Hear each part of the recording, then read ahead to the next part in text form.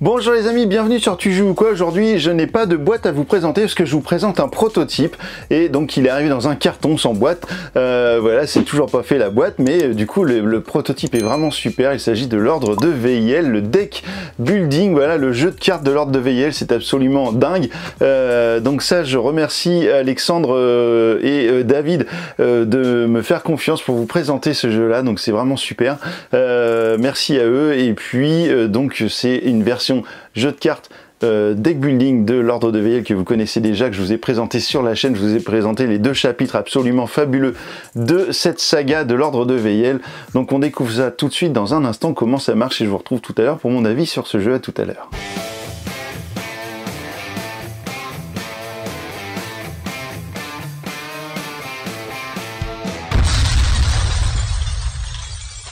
Voici le matériel de l'ordre de VIL Deck Building. Alors on va retrouver tous les personnages, tous les héros que l'on connaît déjà dans l'ordre de VIL, en tout cas une grosse partie, et vous allez les retrouver comme ceci, donc avec une carte avec leur illustration et des informations. Je vais vous détailler après ce que c'est, et vous avez ici donc la face qui va vous donner les indications pour construire votre deck pour chaque personnage, donc comme par exemple ici la bardesse, ou encore ici nous avons le guérisseur. Voilà, vous avez tout un tas de personnages comme ça et vous allez donc construire des decks. Chaque joueur va choisir un personnage parmi tous ceux qui sont présents ici et vous allez en choisir minimum 2 si vous allez jouer tout seul contre le jeu. Qui dit gentil dit également méchant, et vous avez évidemment les boss qui sont juste ici. Vous allez retrouver le roi Uraïs, et donc chaque boss du jeu va être accompagné de 6 cartes qui vont être sur les cartes qui seront mises en jeu avec lui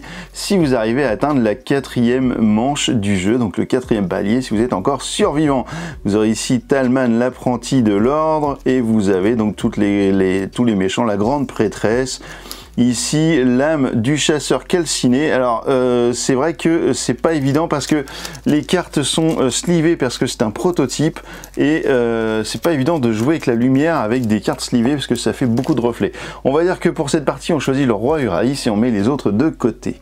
Mais alors quel est le but de l'ordre de VIL Deck Building? Eh bien vous allez être dans un donjon et vous allez devoir résister à l'assaut de 4 manches donc de combat contre des monstres, et enfin donc la 4e manche contre le boss. Vous allez avoir des monstres basiques comme par exemple ici la nuée de rats, donc ça c'est la pile de monstres basiques. Vous allez avoir des monstres intermédiaires comme ici le griffeton, pardon, et des monstres puissants comme par exemple ici la pestilence.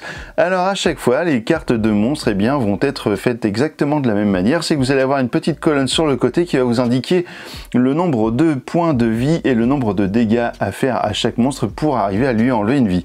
Donc par exemple si vous jouez comme ici à 2 joueurs, eh bien vous allez par exemple mettre un petit dé rouge comme ça avec le 3 ici correspondant à son niveau de nombre de vie, et vous allez mettre un dé jaune qui va correspondre à son niveau de dégâts à faire à chaque fois pour lui enlever une vie. C'est-à-dire qu'ici vous êtes à 2, donc il va falloir faire minimum 2 points de dégâts pour pouvoir basculer ici et lui enlever une vie, passer à 2 sur le D8 qui est juste ici. Donc au niveau de la mise en place des monstres, vous allez voir ça dans un instant, mais là on va construire notre deck. Alors déjà au niveau de chaque personnage, eh bien vous allez retrouver à chaque fois la même chose, donc une carte de personnage, et vous aurez ensuite une carte de héros initié, une carte de héros adepte et une carte de héros maître. Voilà, dans le bon sens, c'est comme ça. Vous allez prendre à chaque fois 2 plateaux. Un plateau qui correspondra à votre deck et à votre défaut, c'est un plateau qui correspondra à votre blessure et aux cartes que vous allez pouvoir exiler pendant la partie. Sur la carte de votre personnage est indiqué le nombre de cartes et le type de carte que va composer votre deck. Ici, le deck de base contient 3 courses, 4 tirs et soins mineurs. Et bien, à quoi ça correspond? Eh bien, je vous montre tout de suite les cartes qu'il va falloir rajouter dans votre deck. Voilà, vous avez des cartes comme celle-ci qui sont des cartes de deck de base qui vont vous permettre de composer donc votre deck, et donc comme je vous le disais, chaque composition est inscrite sur la carte de votre héros. Ici nous avons les cartes de tir, donc ce sont toutes les mêmes. Ici des cartes de course, des cartes de frappe, des cartes de soins mineurs, de premier secours et de parade. Donc au niveau de notre guérisseur, et on nous dit qu'il faut prendre 3 cartes course, et ben voilà, c'est tout simple, vous allez prendre 3 cartes course que vous allez placer ici. Il va falloir ensuite prendre 4 cartes de tir, 1, 2, 3, 4.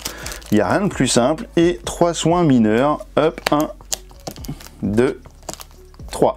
Au passage, je vous explique comment fonctionnent ces cartes-là. Par exemple, avec la carte de soins mineurs, eh bien, vous allez pouvoir soigner une blessure à un héros, mais sachez que vous pouvez vous soigner vous-même une blessure. Le héros peut être le vôtre.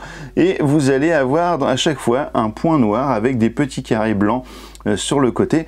Donc ils seront toujours mis dans le même sens, mais sachez que vous allez pouvoir utiliser votre sort en fait dans n'importe quel sens autour d'un axe, autour de l'axe du point noir, et ce sera la portée à laquelle vous allez pouvoir utiliser le soin mineur. Donc si vous l'utilisez sur vous, bah voilà, peu importe où vous êtes, vous l'utilisez sur vous. Par contre, si vous l'utilisez sur un autre héros, et bien par exemple si vous êtes ici, vous allez pouvoir faire 1, 2, 3, vous allez pouvoir soigner un héros qui sera ici, à l'autre bout de la carte, en tout cas sur une des colonnes. Donc mon deck va être composé de ces cartes là, de ma carte initiée, la carte adepte et la carte maître. Je vais les mettre de côté pour le moment, hop, juste à côté de mon plateau, et ça, elles seront rajoutées à mon deck lors des différentes fins de phase, des différentes fins de manche. Vous verrez qu'il y a une phase de renfort, et on va renforcer un petit peu notre deck, on va rajouter des cartes, et en même temps on va aussi rajouter des cartes de notre héros que l'on aura choisi. À ce deck de base, vous allez pouvoir ajouter également 2 cartes parmi les couleurs qui vous sont autorisées. Vous voyez qu'ici sur ma carte, j'ai un cercle bleu et un cercle jaune. Eh bien, je vais pouvoir prendre parmi le paquet de cartes qui sont ici, qui sont des cartes de héros novices. Eh bien, je vais pouvoir choisir 2 cartes parmi les bleus, les jaunes, ou bien les cartes grises qui sont les cartes, on va dire, no color. Voilà, qui sont juste ici. Donc je vais pouvoir choisir des cartes parmi celles-ci et les ajouter à mon deck. Donc évidemment, ce sont des cartes un petit peu plus fortes qui vont vous permettre directement de pouvoir bénéficier de bonus un petit peu plus évolués. Donc comme par exemple, tiens, on va prendre ça, et puis je prends tout à fait au hasard, je regarde même pas. Ensuite, j'ai préparé mon deck, je mélange tout ça et je vais pouvoir le mettre sur mon plateau de jeu. Hop, j'ai mon personnage qui est là, on va en faire autant pour le deuxième personnage. Donc lui, il a besoin de quoi? Il a besoin de 3 courses. Hop, ça va être comme ça à chaque fois. Vous prenez 3 courses, vous prenez 5 tirs, puisque c'est marqué ici qu'il faut 5 tirs. 1, 2, 3, 4, 5. Hop. Et vous avez 2 soins mineurs. Alors pour ces 2 personnages, bah du coup on a exactement le même type de carte. Alors soyez bien vigilants à bien choisir vos cartes de personnages au début de la partie, car c'est ce qui va sûrement faire votre réussite ou votre échec lors de votre évolution dans le donjon. Pour notre Bardess, eh bien ce sera les cartes bleues, les cartes vertes et les cartes incolores. Donc du coup les jaunes, on va pas pouvoir s'en servir. Par contre, on va pouvoir récupérer les cartes vertes pour faire notre choix. Vous allez placer vos personnages où vous le souhaitez sur le plateau, par exemple comme ceci ou comme ça, il n'y a pas de problème. Le boss que vous avez choisi, vous allez le mettre de côté pour le moment. Si vous avez envie, vous allez pouvoir rajouter un champ de bataille. Donc ce sont ces cartes là qui vont vous modifier des valeurs peut-être de vos cartes, qui seront peut-être plus intéressantes ou peut-être moins intéressantes, mais ça on vous le conseille plutôt lorsque vous aurez atteint une certaine connaissance du jeu. Donc vous allez pouvoir mettre un champ de bataille qui sera juste ici, et vous pourrez même changer de champ de bataille si vous le souhaitez lors de chaque combat, lors de chaque manche. Ensuite, on va tirer au sort nos premiers monstres à combattre, et puis donc vous allez avoir lors de la première manche, et bien sur un jeu facile, en tout cas sur un jeu normal, vous allez avoir 2 monstres basiques à placer. Donc par exemple ici la Nuedra, et comment on va les placer sur le plateau? Et bien on va prendre un des 4 qui va correspondre aux lignes et un des 6 qui va correspondre aux colonnes, et on va jeter ça, et on va être, celui-ci va être en 3e ligne, 5e case, hop, directement à côté de la Bardess, et on va prendre un deuxième monstre basique. Ce sera la statue animée qui sera en 2-2, donc hop, juste ici. Comme je vous l'ai indiqué, vous allez placer un dé rouge juste ici pour indiquer le nombre de vies de chaque personnage. Ici ce sera 3 pour la Nuedra et 2 pour la statue animée. Vous allez placer un dé sur chaque personnage pour indiquer le nombre de dégâts que vous allez devoir faire à chaque fois pour enlever une vie. Ce sera 4 pour celui-ci et 2 pour celui-ci. Et vous allez d'ores et déjà regarder quels sont les pouvoirs de chaque personnage pour savoir comment vous allez jouer votre tour. Ici vous avez la statue animée qui fera un déplacement et qui infligera un dégât à un héros, et son pouvoir passif donc qui se passe tout le temps. Tous ces alliés adjacents ne peuvent pas être ciblés par des cartes avec des attaques avec des épées croisées sur leur logo de carte. Et donc vous avez ici la Nuit Hydra qui effectue 2 déplacements et qui inflige 2 dégâts à tous les héros se situant dans la même ligne que la sienne. Donc la même ligne, par exemple ici, je lui infligerai 2 dégâts.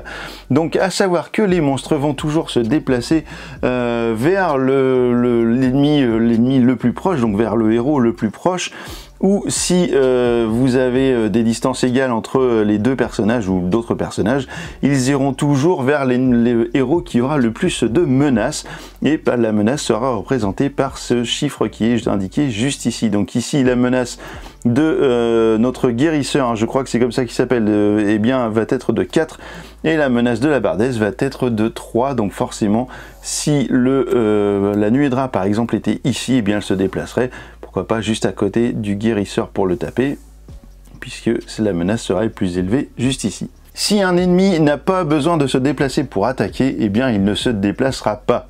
Et vous avez encore une notion, c'est que ici vous allez pouvoir faire des dégâts sur plusieurs personnages. Donc ici tous les héros qui seraient sur toute la ligne, eh bien prendraient chacun 2 dégâts. Alors qu'ici vous avez une indication sur un seul personnage, donc les dégâts n'iraient que sur un personnage de la map. Comment ça va se passer pour jouer votre tour? Eh bien les héros vont toujours démarrer et vous allez prendre 5 cartes de votre deck et ce sera votre main de départ. Donc vous allez pouvoir choisir comme vous voulez qui jouera en premier entre les personnages, entre les différents héros qui seront autour de la table, mais par contre chaque héros va devoir finir son tour avant qu'un autre héros puisse commencer le sien. Un tour eh bien, est composé de simplement l'utilisation de vos cartes. Vous pouvez très bien garder des cartes pour le tour d'après. Et à savoir qu'à la fin de votre tour, vous allez reprendre des cartes de votre deck qui vous permettront de recomposer une main de 5 cartes. Donc si vous jouez une seule carte, vous allez reprendre une seule carte à la fin. Comment un héros va mourir? Eh bien en fait à chaque fois que vous allez avoir des blessures, en fait à chaque fois qu'on va vous mettre des dégâts, vous allez prendre des cartes du dessus de votre deck pour les mettre dans votre blessure. Et si vous n'avez plus de cartes dans votre deck, eh bien c'est les cartes de votre défausse qui iront, et si vous n'avez plus de cartes ni dans votre deck ni dans votre défausse, eh bien ce seront les cartes de votre main qui iront. Et à savoir que si vous n'arrivez pas à refaire votre main de 5 cartes à la fin de votre tour parce qu'il n'y a plus assez de cartes, eh bien vous êtes considéré comme mort. Oui, messieurs dames, vous serez mort. Par contre, vous laisserez votre personnage sur le plateau car il pourra peut-être être bénéficier d'un pouvoir de résurrection, on ne sait jamais, par un autre joueur qui aurait éventuellement un outil qui permettrait de le faire. Donc ça c'est ce que vous verrez ça dans le jeu lorsque vous pourrez le faire, mais par contre là on commence avec le tour, pourquoi pas, de ce personnage. On va regarder qu'est-ce qu'on peut faire. Ici, on peut se déplacer 2 fois de 2 cases. Alors, on peut se déplacer de 1 ou de 2 cases. On n'est pas obligé de faire tous les déplacements en entier. Vous allez pouvoir soigner un héros si vous le souhaitez. Donc, soit ce héros ici, si vous êtes à portée, soit vous-même. À savoir que si la petite case elle est barrée, eh bien, ça veut dire que vous ne pourrez pas appliquer l'effet à vous-même. Mais si la case noire n'est pas barrée, eh bien vous pouvez appliquer cet effet sur vous. Ici, je pourrais infliger un dégât à un ennemi, puis à son prochain tour, les dégâts de l'ennemi seront réduits de 1. Alors, ce qu'il faut savoir, c'est qu'en fait, les dégâts que vous allez porter aux différents personnages, eh bien, vont être réinitialisés à chaque fin du tour des ennemis. C'est-à-dire qu'un ennemi qui aurait, par exemple, 1 point ici, parce que vous l'aurez attaqué, il aurait perdu 3 points de dégâts ici sur son dé, mais il n'est pas arrivé au bout du dé pour permettre de perdre une vie, eh bien il va se soigner et à chaque fois son D6 va repasser au maximum de sa capacité. Donc ça, il faut bien prendre ça en compte. Ici, je pourrais piocher une carte, puis soigner 2 blessures à un héros. Alors pour l'instant, tout ça c'est bien, mais j'ai pas du tout de héros blessés, ni moi, ni mon collègue. Donc là, je vais jouer peut-être une carte de déplacement. Hop, je vais faire ça, 1, 2, je vais venir juste ici à côté. Et je vais jouer par exemple cette carte, infliger un dégât à un ennemi, puis à son prochain tour, les dégâts de l'ennemi seront réduits de 1. Donc ici, je vais baisser d'un point le D6 du DERA, et pour signifier que je vais être à -1 sur le prochain tour, et ben, par exemple, je pourrais très bien utiliser hop, ce petit D4 là avec un 1, comme ça je sais que la Nuit Hydra feront moins 1 de dégâts. Alors je pourrais très bien utiliser aussi une carte, hop, je pourrais la défausser pour me déplacer d'une case. Soit je joue une carte pour son action, soit je joue une carte en la défaussant pour me déplacer d'une case. Et ensuite je pourrais très bien utiliser hop, à nouveau une carte de déplacement pour faire 1 et 2 et je me déplace juste ici. J'ai fini mon tour, il me reste une carte, je prends 1, 2, 3 et 4 cartes pour renforcer ma main à 5 cartes et mon tour est terminé. C'est à l'autre joueur de faire son tour. Je vais prendre 5 cartes de ma main, alors j'aurais dû le faire dès le départ, hein, mais bon, là je vous montre comment ça fonctionne. Hop, je peux directement regarder qu'est-ce qui se passe. Alors ici j'ai 2 tirs possibles. Donc là la première chose que je peux faire c'est lui infliger un dégât, ça peut être bien. En défaussant cette carte, je peux directement, hop, on va remettre le dé à 2 et ici on va baisser sa vie à 2 points. Donc ça c'est cool, on lui a enlevé déjà une vie, pardon. Défausser une carte puis infliger 3 dégâts à un ennemi. Alors ça c'est pas mal. Par exemple ici, j'ai pas besoin de soigner pour l'instant. Eh bien je pourrais jouer cette carte, donc j'ai défaussé une carte, je joue cette carte. Et là, j'inflige 3 dégâts à un ennemi qui serait à portée de une case de moi. Donc là c'est parfait. Donc je vais lui faire 1. On considère qu'il est à 0, donc pour mon deuxième dégât, ça fait, hop, il perd une vie. Et mon troisième dégât, donc il revient ici à 1, puisque ici il avait une force de 2 au niveau du dé. Donc 3 dégâts, c'est super. Maintenant, lui, il est presque fini. Et ben, je vais le terminer avec cette carte qui va me permettre de lui enlever le dernier point de vie. Et là, et ben, la Nuedra, elle est terminée. Celle-ci, elle s'en va. Et puis on la défausse juste à côté, ici. Donc ça, c'est pas mal. Il me reste encore ici, choisissez 2 effets, infliger 2 dégâts à un ennemi. Le héros ciblé pioche une carte ou soigne une blessure à un héros. Alors là, il faut que je regarde si je peux toucher cet ennemi-là, mais non, je peux pas, parce qu'en fait, j'ai une portée d'ici de 2 cases, donc en fait, ici, il est trop loin, et j'ai plus de cartes pour avancer. Donc voilà. Et ben écoutez, hop, je récupère 4 cartes, pardon, 1, 2, 3, 4, et maintenant, ça me permet de faire le tour des ennemis. Les ennemis seront toujours activés de haut en bas et de gauche à droite. Donc ici, il n'y en a plus qu'un, donc c'est facile. Mais s'il y avait encore eu la Nuedra juste ici, eh bien c'est celui-ci qu'on a activé en premier, puis la Nuedra. Celui-ci va effectuer un déplacement et infliger un dégât à un héros. Alors ici, s'il se déplace là, eh bien en fait, il ne peut pas taper. Il va aller directement ici, puisque là, il peut taper, puisqu'en fait, on est à une case. Donc ici, il inflige un dégât à un héros. Donc ce héros va prendre un dégât, donc il va mettre une carte. Alors ça c'est parce que j'ai pas beaucoup de place, mais ici je vais mettre la première carte de mon deck dans ma zone de blessure. Lorsque je vais soigner des blessures, eh bien je vais reprendre mes cartes qui sont en blessure et je vais choisir lesquelles je vais remettre sur ma défausse pour récupérer des cartes et donc me soigner. À partir du moment où je vais commencer à faire ça, je vais pouvoir épurer un petit peu mon deck au fur et à mesure qu'il va augmenter, et je vais pouvoir du coup éliminer petit à petit les cartes qui sont les moins intéressantes de mon deck pour avoir les plus grosses cartes et qu'elles reviennent le plus vite possible pour essayer de dégommer le plus rapidement les monstres qui seront de plus en plus puissants. Donc ça c'est une notion qui est vraiment importante à retenir. Donc là l'ennemi a fait son attaque, il a fait son déplacement, son attaque, et bien le tour des ennemis est terminé. Si jamais il avait subi un dégât par exemple ou 2, s'il était à 2 ici au niveau de son dé jaune, et bien il aurait été resoigné pour revenir à 4 pour la nouvelle manche en cours. On va considérer, pour avancer dans l'explication, que l'ennemi est vaincu. Hop, voilà, on est content, on a terminé la phase, la manche numéro 1. Et bien, qu'est-ce qui va se passer? Et bien, on va avoir une phase de renforcement. Et la phase de renforcement, et bien, ça va concerner toutes ces cartes qui sont là, qui sont des récompenses. Chaque joueur va récupérer au choix une carte bleue, donc pour ce personnage des cartes de sa couleur, donc une bleue, une jaune et une incolore. Donc une bleue ici, une jaune et une incolore, donc qui est notée gris ici.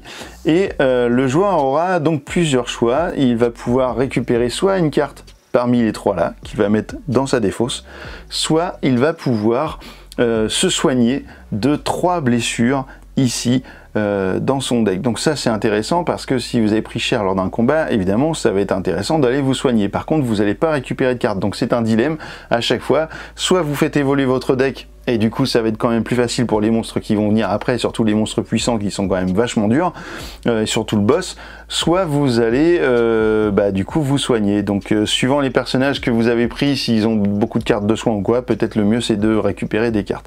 Donc là imaginons que je récupère cette carte là, je la mets ici, les autres sont défaussés et ça va être au joueur suivant, donc on va faire la défausse comme ça, qui va faire exactement la même chose. Le joueur ici qui a la barre d'aise va prendre une carte bleue, une carte verte, une carte incolore, va les étaler, va regarder un petit peu ce qu'il veut et il va les choisir. Une fois que vous aurez fait ça 3 fois, eh bien vous allez reprendre toutes vos cartes de votre main, toutes les cartes que vous avez dans votre défausse et dans votre deck, vous laissez les blessures sur le plateau et vous remélangez tout ça et vous allez donc repartir sur une nouvelle manche. Vous allez avoir une mise en place de monstres à chaque fois différente suivant la manche et vous allez arriver peut-être, si vous êtes suffisamment bon, à la manche du boss. Et le boss, et ben, qu'est-ce qui va se passer? Ce sera exactement la même chose. Vous allez tirer un D4 et un D6. Là, ce sera en 4-2. Alors 4-2, ça tombe bien. Je suis là, donc le boss ne peut pas aller là. On va relancer le dé. Il sera en 4-6. Hop, voilà, ça c'était la main de l'autre joueur. Le boss va arriver ici, et ici le boss sera pour 2 joueurs avec 8 vies. Alors attention, hein, les boss c'est costaud, surtout le roi Uraïs, hein, c'est quand même pas de la blague. Et ici, vous avez donc le nombre de dégâts à faire pour éliminer une vie, 5 dégâts à chaque fois. La particularité du boss, c'est qu'il a des cartes qui l'accompagnent. À chaque fois que le boss va perdre une vie, eh bien, vous allez tirer une carte action, vous allez l'appliquer même si c'est en cours de votre tour, et vous allez donc reprendre votre tour à la fin de l'application de la carte. Et à chaque fois que ce sera le tour de jeu du boss, eh bien vous allez tirer une nouvelle carte et ces cartes là vont revenir parce qu'à chaque fois que vous aurez terminé son deck, eh bien vous allez en remélanger et en retirer.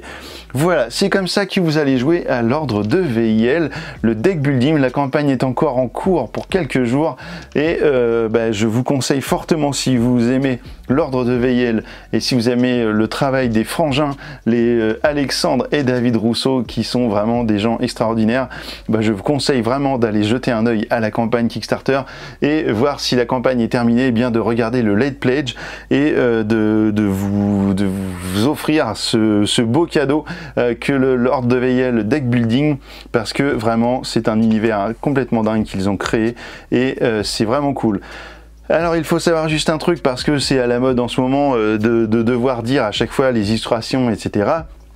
Les illustrations des héros et des monstres, eh bien ce sont les illustrations qui ont été faites par le même illustrateur en fait que l'ordre de VIL, donc les illustrations elles existaient déjà, et toutes les illustrations qui sont par exemple comme celle-ci, les récompenses, etc., eh bien ce seront des illustrations qui auront été faites à partir de intelligence artificielle, parce que sinon ça aurait coûté beaucoup trop cher pour les frangins qui ont une toute petite entreprise, et c'est vraiment difficile pour eux de pouvoir sortir un jeu aussi chargé, aussi complet, avec des illustrations. Vous imaginez bien, s'ils devaient payer 300 illustrations, ça devient un petit peu compliqué pour une petite entreprise comme la leur. Donc ils ont au moins eu voilà cette façon de faire pour l'ordre de VIL, qu'ils utilisent toujours leurs illustrations, mais il y aura de l'intelligence artificielle. Donc moi perso, c'est comme ça, hein, j'ai rien contre ça à partir du moment où c'est bien utilisé, etc. Surtout là dans ces conditions là. Après vous ferez votre propre idée là-dessus, mais ça en tout cas au moins ça permet que le jeu puisse voir le jour, donc ça c'est très bien. Écoutez, voilà, je vous retrouve dans un instant pour mon avis sur l'ordre de VIL deck building. À tout de suite. Et bien voilà, vous savez maintenant comment fonctionne l'ordre de VIL, le jeu de cartes, le deck building, et qu'est-ce qu'on en a pensé au niveau du matériel. Et évidemment c'est un prototype, mais par contre déjà le matériel il est déjà sublime, moi je vous l'assure, les cartes sont vraiment superbes, le tapis de jeu il est vraiment superbe aussi, franchement là pour moi c'est presque prêt de lancer à l'impression. Peut-être certaines cartes encore sont un petit peu sombres au niveau des illustrations, et les illustrations, donc c'est comme ce que je vous disais dans la fin de la vidéo, c'est qu'il y a des illustrations donc qui sont sortis de l'ordre de VIL, puisqu'on retrouve les mêmes héros, on retrouve les mêmes boss, on retrouve la plupart des monstres, et par contre évidemment voilà, c'est ce que explique Alexandre dans une vidéo, et il l'explique très bien, c'est qu'ils ont été obligés de faire appel à l'intelligence artificielle pour les cartes de récompense, etc., parce qu'ils n'avaient pas la possibilité de pouvoir payer, ils n'avaient pas les fonds pour pouvoir payer un illustrateur, et vraiment s'ils avaient pu le faire, ils l'auraient fait, j'en suis sûr. Donc voilà, sachez que il y a certaines cartes qui sont issues de ça, mais ça ne pose vraiment, moi ça ne me pose pas de problème, parce que je sais que ils ont toujours été hyper réglo sur tous ces trucs là, et qu'ils ont toujours fait appel à un illustrateur pour l'ordre de VIL qui leur a déjà coûté beaucoup d'argent au niveau des illustrations. Le livre de règles, eh bien, pour l'instant, je vais vous montrer à quoi il ressemble. Voilà, c'est ça, hein, pour l'instant, lorsque vous recevez un prototype, eh ben, c'est ça en fait le livre de règles. On n'est pas vraiment dans une version finale, hein, c'est du papier A4 imprimé, mais en fait les règles sont déjà très claires, donc il y a quelques petites fautes d'orthographe par-ci par-là, il y a quelques trucs peut-être à rajouter ou à éclaircir pour éviter de l'interprétation, mais en tout cas déjà les règles, franchement, elles sont déjà très claires, c'est très facile à comprendre. Les gros points positifs de ce jeu, c'est eh bien forcément son univers. Voilà, si vous avez aimé l'ordre de Weyel le chapitre 1 et l'ordre de Weyel le chapitre 2, vous allez retrouver ça dans le jeu de cartes, et franchement c'est très dynamique. Moi j'ai beaucoup aimé ce jeu là. Alors il y a un côté un peu frustrant qu'on a vécu sur la première partie, puisqu'on n'a pas choisi les personnages je pense qui allaient le mieux ensemble, puisqu'on n'avait aucun guérisseur par exemple, on n'avait aucun soin, et on a pris cher mais de ouf lors de notre troisième manche, et notamment le joueur qui avait le plus de menaces, car ça c'est un point, j'en ai discuté un petit peu avec Alex, le joueur qui a le plus de menaces, c'est celui vers lequel les monstres vont aller. S'ils ont une égalité de déplacement, ils vont toujours aller vers le monstre, le héros qui a la plus forte menace, donc c'est lui qui va prendre le plus cher. Et parfois en fait il y a un héros qui va prendre genre 1 point de dégâts dans une manche, dans un tour, et l'autre il va prendre 10 points de dégâts, donc ça peut être très punitif pour celui qui a malheureusement la carte avec le maximum de menaces. Mais en fait, si vous avez bien choisi votre personnage avant, si vous avez suffisamment de cartes de soins, etc., ben en fait ça se passe beaucoup mieux, car sur les parties juste après, eh bien en fait ce problème là a été résolu grâce à ça, justement grâce aux soins et grâce voilà, à la gestion des déplacements, etc., que Alexandre m'a un peu conseillé suite à notre, un petit peu, on va pas dire notre déception, mais notre frustration de la première partie. Pour moi, le seul point négatif, mais vraiment ce serait le seul actuellement par rapport à ce qu'est le jeu tout de suite, c'est que je le trouve un peu long. Vous allez avoir 4 manches, donc avec la manche finale, si vous allez au bout avec le boss, franchement vous avez vu 8 vies avec 5 dégâts, c'est un peu chaud patate, surtout que vous allez quand même avoir pas mal de cartes de base qui vont vous rester, donc ça va pas forcément descendre très vite les points, et je trouve que c'est un peu long, et ça dure, ce que j'ai pu essayer, plus de 2 heures quoi, quand même pour faire une partie, sur un jeu de cartes qui peut jouer en solo très bien, hein. Moi je l'ai joué en solo plusieurs fois, là 2 fois, et en fait je trouve que c'est un poil long, et pour moi c'est juste le point négatif du jeu, c'est la longueur. La rejouabilité est déjà sur ce prototype énorme. Vous avez vu le nombre de héros que vous avez, je sais même plus combien il y en a en tête, je les ai pas, le nombre, vous avez vu le nombre de boss, vous avez pas vu le nombre de monstres de chaque catégorie, basique, intermédiaire et puissant, mais il y en a moult.